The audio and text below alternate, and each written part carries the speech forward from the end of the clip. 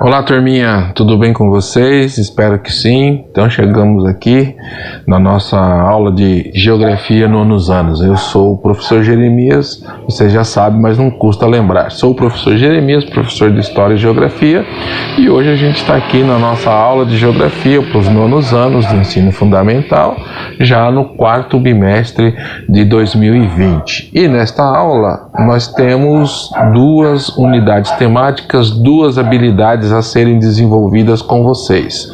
Então, as unidades temáticas são natureza, ambientes e qualidade de vida, tá?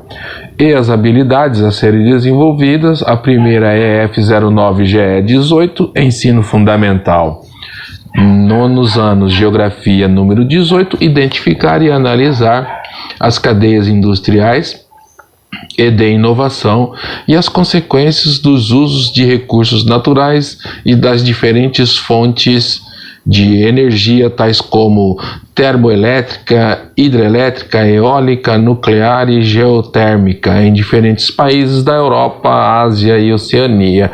A EE09GE28, que é a outra habilidade a ser desenvolvida, avaliar criticamente os usos de recursos naturais a partir de diferentes fontes de energia, termoelétrica, hidrelétrica, eólica, nuclear e geotérmica, analisar os impactos socioambientais decorrentes da utilização em diferentes países da Europa, Ásia e Oceania e relacionar com as fontes de energia utilizadas no Brasil e as práticas de uso racional de energia, tá? E ainda como objeto ou objetos de conhecimento, diversidade ambiental e as transformações das paisagens na Europa, na Ásia e na Oceania. Vamos em frente. Então nós vamos ver aqui sobre a sociedade urbana e industrial e as fontes de energia. Você tem aí no desenho alguns exemplos de fonte de energia, mas vamos lá. Durante os séculos, lenha e carvão foram muito utilizados, tá? Então vamos lá aqui. Muito bem. Da lenha, a energia termonuclear e as fontes alternativas de energia. Muito bem. Durante séculos, a lenha e carvão vegetal foram as principais fontes de energia utilizadas pelos seres humanos. Seus usos no cozimento de alimentos e geração de calor foram importantes para a sobrevivência de populações em todo o mundo. Nos dias atuais, essas fontes ainda são usadas, mas com o desenvolvimento industrial, a urbanização e o crescimento populacional, surgiu a necessidade de obter novas fontes de energia. Carvão mineral, petróleo, gás natural, hidráulica, termonuclear, entre outras. Diversas atividades humanas se desenvolveram com a descoberta dessas novas fontes. Não somente a indústria, mas também a agropecuária, o comércio, transportes, serviços médicos e etc. Contudo, no decorrer dos séculos XIX, XX e XXI, o uso dessas fontes energéticas causaram sérios impactos ambientais, incentivando a busca por fontes alternativas de energia, como podemos ver mais à frente, nós vamos poder ver.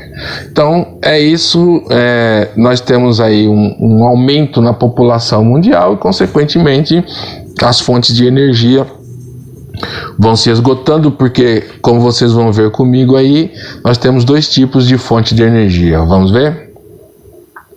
Então nós temos aí as fontes de energia não renováveis ou fontes não renováveis de energia e as fontes renováveis de energia, fontes de energia renováveis, tá? No mundo atual, as principais fontes de energia podem ser classificadas nessas categorias, em renováveis e não renováveis. As fontes renováveis de energia são aquelas que não se esgotam com o uso, como, por exemplo, a biomassa, a hidráulica, que é a da água, a eólica, do vento, a energia solar, que é o calor do sol, a geotérmica, que é do interior da terra, e a maremotriz, que fala sobre as ondas do mar, marés e correntes marítimas.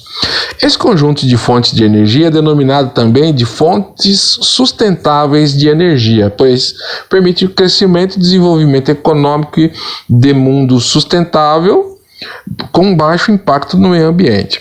Já as fontes não renováveis de energia, como é o caso dos combustíveis fósseis, como petróleo, carvão, energia, gás natural, exigem milhões de anos para se formarem e esgotam-se rapidamente, tá? Então essa é a diferença entre fonte de energia renovável e fonte de energia não renovável. As não renováveis são aquelas que são extraídas do meio ambiente, porém, devido à demora de reposição, elas acabam ficando escassas para a natureza e, consequentemente, também prejudicam o meio ambiente e prejudicam o ser humano. Já as fontes alternativas de energia renováveis, elas têm uma capacidade maior elas não se acabam nunca, na verdade, né? Elas estão sempre sendo renovadas. Uma exceçãozinha aí da água, que se não souber usar também vai acabar um dia, tá bom, turminha? Vamos lá, vamos em frente. Agora a gente vai ver então as fontes, mais especificamente as fontes de energia não renováveis, tá? Então nós temos aí combustíveis fósseis e os impactos ambientais. Carvão mineral, petróleo e gás natural, que constituem as principais fontes da matriz energética global, são causadores de grandes impactos ambientais. Por exemplo, efeito estufa, poluição da atmosfera, chuvas ácidas, contaminação do solo e das águas superficiais e subterrâneas, tá?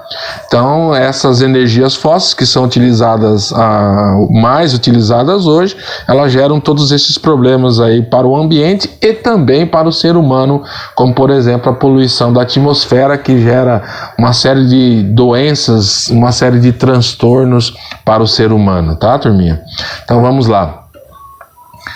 O carvão mineral, vamos falar um pouquinho do carvão mineral. No decorrer do tempo geológico, houve momentos em que as águas do mar avançaram sobre os continentes, submergindo porções de áreas florestadas.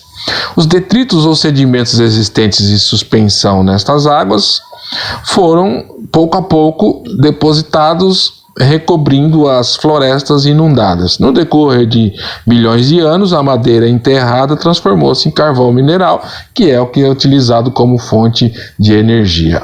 A outra fonte de energia mais conhecida, mais utilizada e também a mais problemática é o petróleo, né? A formação geológica do petróleo é semelhante à do carvão mineral. Origina-se da transformação do plâncton depositado no fundo dos oceanos, lagos e lagunas, desde remotas eras geológicas. Então a gente está falando de um tempo muito remoto. Não se sabe ao certo quando o ser humano descobriu o petróleo. Sabe-se, no entanto, que o betume, que é o petróleo no estado sólido, já era conhecido do mundo antigo, tendo sido usado como liga de construção da muralha da Babilônia e pelos antigos egípcios em aplicações diversas, tá? A indústria do petróleo surgiu a partir de 1859, quando nos Estados Unidos, Edwin Drake perfurou um poço para obter água e atingiu um lençol petrolífero, cerca de 20 metros de profundidade. No fim do século XIX, esse país, os Estados Unidos, tornou-se o maior produtor mundial de petróleo e de seus derivados como gasolina, querosene, diesel, óleo, lubrificante, etc.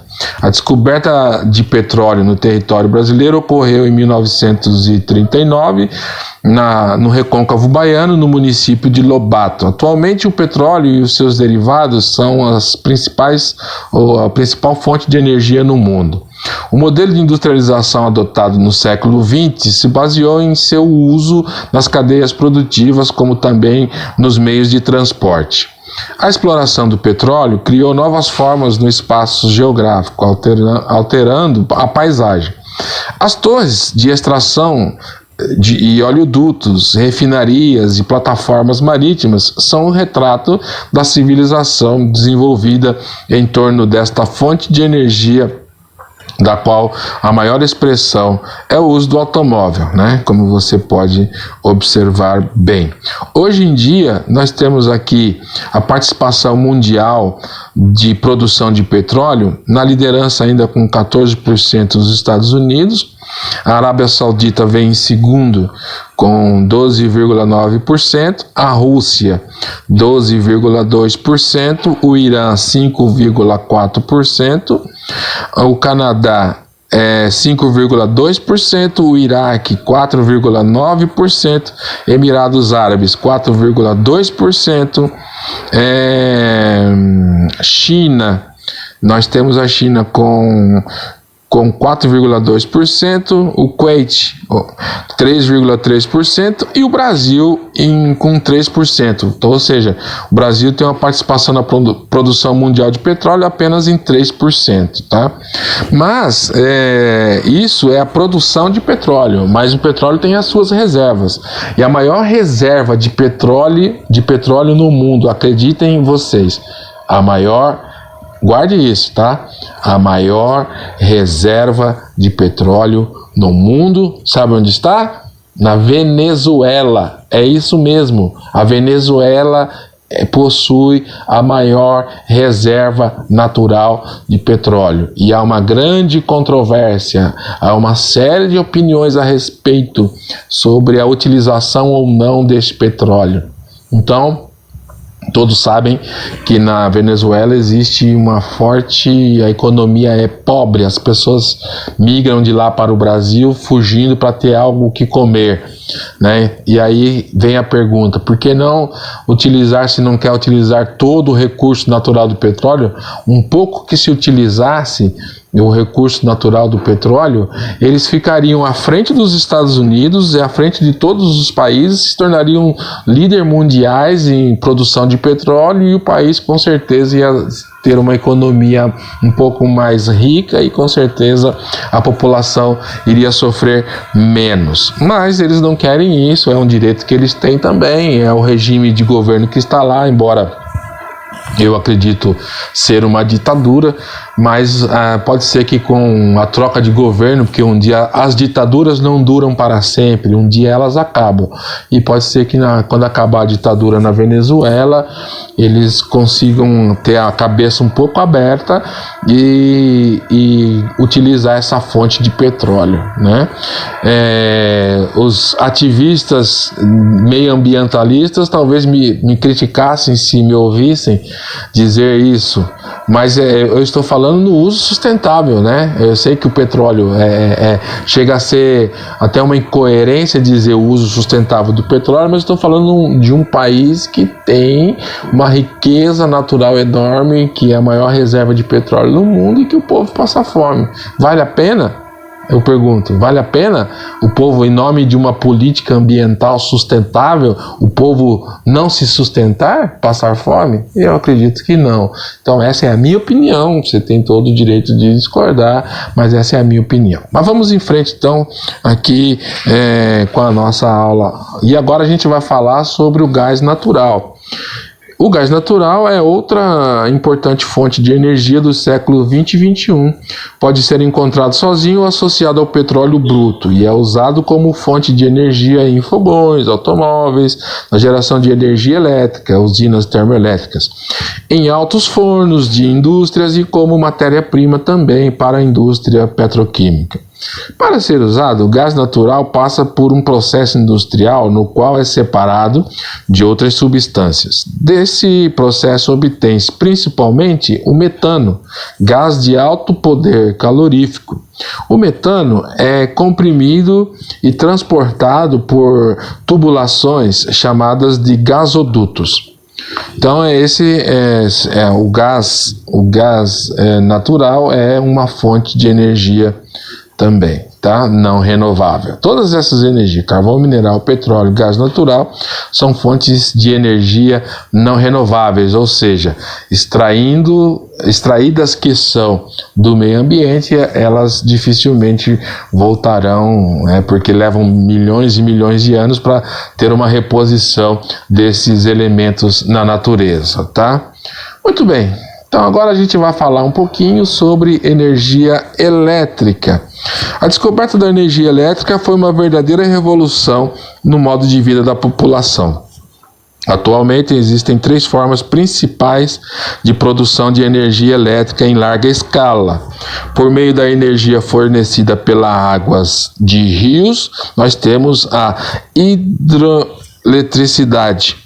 Pela queima de carvão mineral, petróleo, gás natural, de outros materiais, como o bagaço da cana-de-açúcar, nós temos a termoeletricidade. E pelo aproveitamento da energia contida nos átomos de certos elementos químicos, como o urânio e o plutônio, nós temos a eletronuclear, tá bom?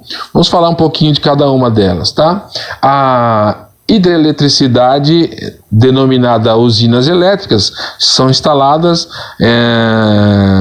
nos desníveis dos rios, e a força da água gira as turbinas que acionam os geradores responsáveis pela produção de energia, como você observa aqui, tá? Aí você vê a queda d'água, o movimento da água que acionam os geradores responsáveis pela produção de energia.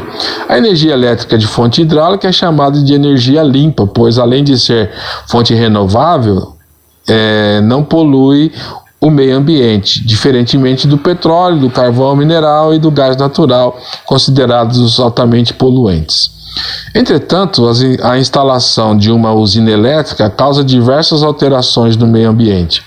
Desvio de cursos de rios, inundação de áreas de vegetação, expulsão de populações ribeirinhas decorrente do represamento de água pela barragem e alteração do habitat natural de animais, entre outros prejuízos. Apenas 4 países, entre eles o Brasil, produzem e consomem cerca de metade da energia elétrica de fonte hidráulica produzida no mundo. Então, nós poderíamos até considerar a energia elétrica através da hidroeletricidade, que é gerada por água, por ser um elemento renovável, mas aqui tem 2 aspectos. Ela é chamada de energia limpa, energia gerada pela água, porque ela não polui o meio ambiente. No entanto, tem todo esse prejuízo aqui em torno na construção de uma energia elétrica, que foi dito aqui, e sem contar também que no período dessas mudanças climáticas nós temos aí uma escassez de água também. Então, se você usar muito essa água, ela vai acabar um dia. Então não vale a pena a gente ficar pensando só em construir energia à base de hidroeletricidade, né? Ou seja, à base de água, tá bom? Muito bem, vamos em frente e ver agora a energia elétrica produzida pela termoeletricidade. Que vem a ser isso? Diferentemente das usinas hidrelétricas que a gente viu agora, as usinas termoelétricas são poluidoras do meio ambiente. Como vimos, elas produzem eletricidade por meio da queima de petróleo, carvão mineral, gás natural e biomassa, lançando na atmosfera gases que comprometem a qualidade do ar e contribuem para intensificar o efeito estufa. A sociedade atual necessita cada vez mais de energia e por isso recorre também à produção de termoeletricidade. Países que não dispõem de grandes recursos hídricos, os que necessitam de quantidades crescentes de energia elétrica, fazem uso desse recurso. O Brasil, por exemplo, mantém usinas termoelétricas com o objetivo de evitar os chamados apagões, ou seja, a falta de energia elétrica ou seu racionamento nos períodos de estiagem, quando o nível de água das barragens baixa, comprometendo a geração e o fornecimento de energia elétrica para as residências e empresas. Então, o Brasil, além de produzir energia elétrica pelas hidroelétricas, o Brasil também produz energia elétrica pela termoeletricidade, que é uma forma de produção de energia que gera muita poluição e traz um transtorno aí à natureza e ao ser humano. Muito bem, vamos lá. E agora a gente vai ver a energia elétrica gerada pela energia nuclear. Após o lançamento das bombas atômicas em 1945 sobre as cidades japonesas de Hiroshima e Nagasaki, que levou à rendição do Japão na Segunda Guerra Mundial, que durou de 1939 a 1945, sucedeu-se uma corrida armamentista e hoje diversos países dispõem de bombas atômicas. Entretanto, a energia nuclear também é usada para fins pacíficos, como por exemplo na produção de energia elétrica, a eletronuclear, na medicina e em muitas outras atividades. O acesso à tecnologia nuclear exige altos investimentos de capital e conhecimento científico. Com receio de que esses conhecimentos tecnológicos levem à construção de bombas atômicas, os países que possuem não permitem que sejam transferidos para outros. É importante destacar que a usina eletronuclear e o chamado lixo atômico representam ameaças muito sérias à população, caso a usina sofra avarias ou o lixo atômico não seja acondicionado corretamente em depósitos especiais. São exemplos os acidentes com a usina eletronuclear de Chernobyl, na Ucrânia, em 1986, e com a central eletronuclear da cidade de Fukushima, no Japão, em 2011. Em decorrência de um tsunami, ambos causaram mortes e contaminaram pessoas, cidades, animais e alimentos. Então essa é a produção da energia nuclear, nem tanto utilizada, mas utilizada para outros fins, como você pode observar aí, vários países que ainda produzem a bomba atômica, tá? Mas vamos lá, esse não é o foco aqui, não é história, o foco é geografia. Vamos em frente. Então aqui só para você entender como é que funciona aí a geração de energia nuclear, tá? Você vê aí um tanque, um circuito primário, né? Que movido por um reator, é alimentado por um combustível que gera uma pressurização, que gera um vapor, que joga para a turbina, que bomba e joga para o gerador elétrico. É só para você ter uma ligeira noção sobre isso.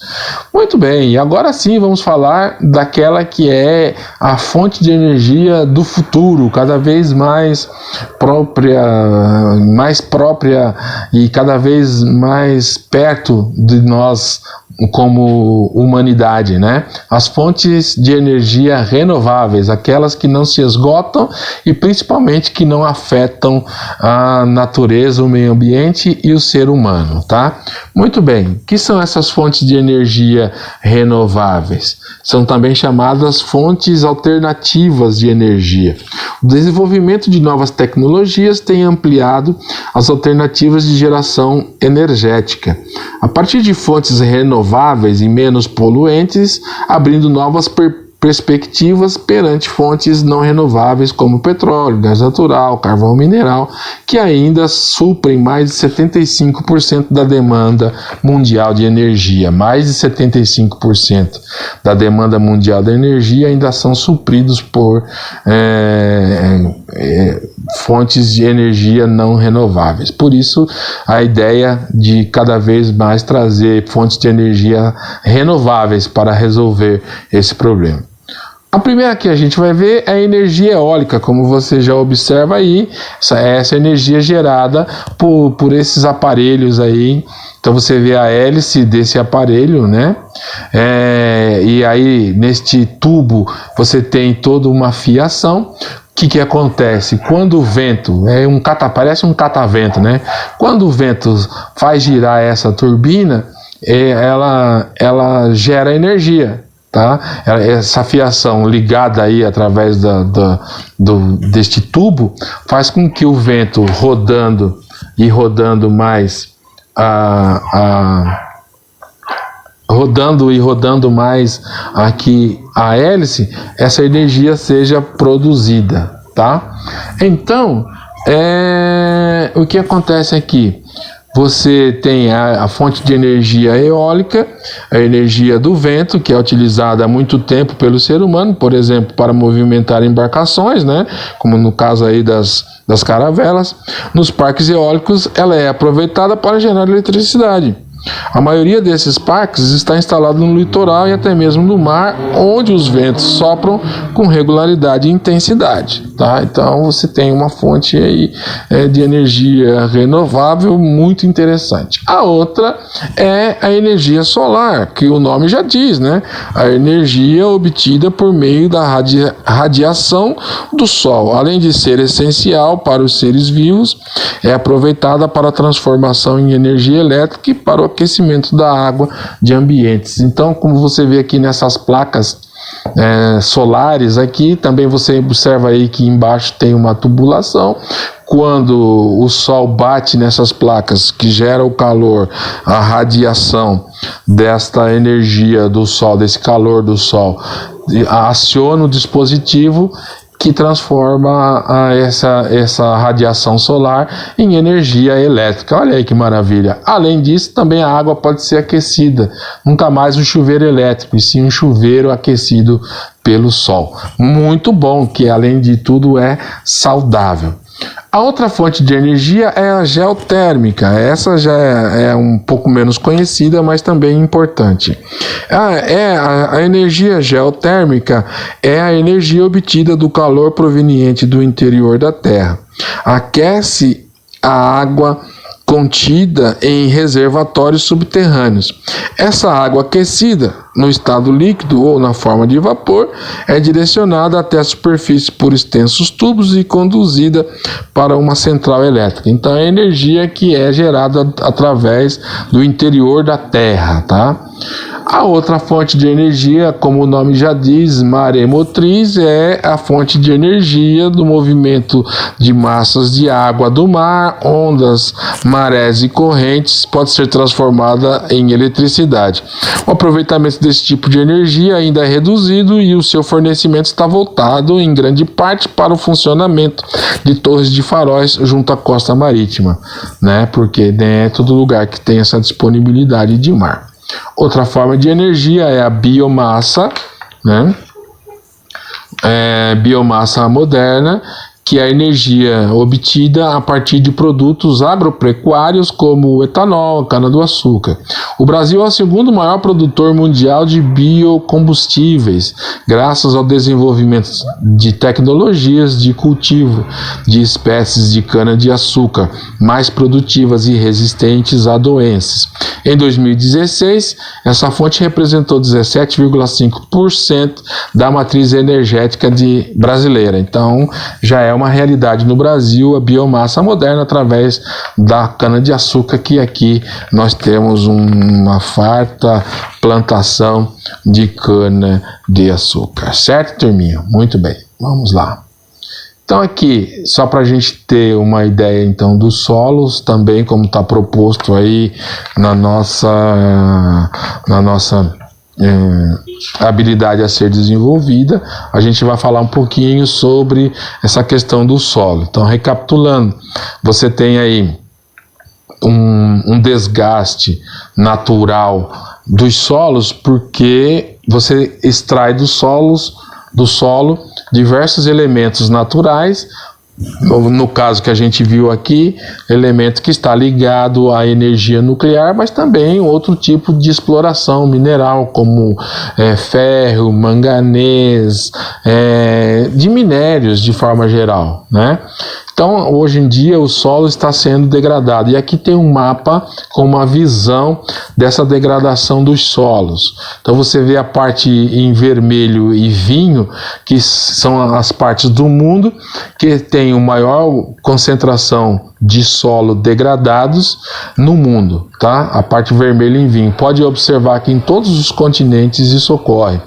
A parte que está de amarelo significa que também há uma degradação. Então você olha que o continente que menos tem vermelho é a Oceania, como você observa aqui.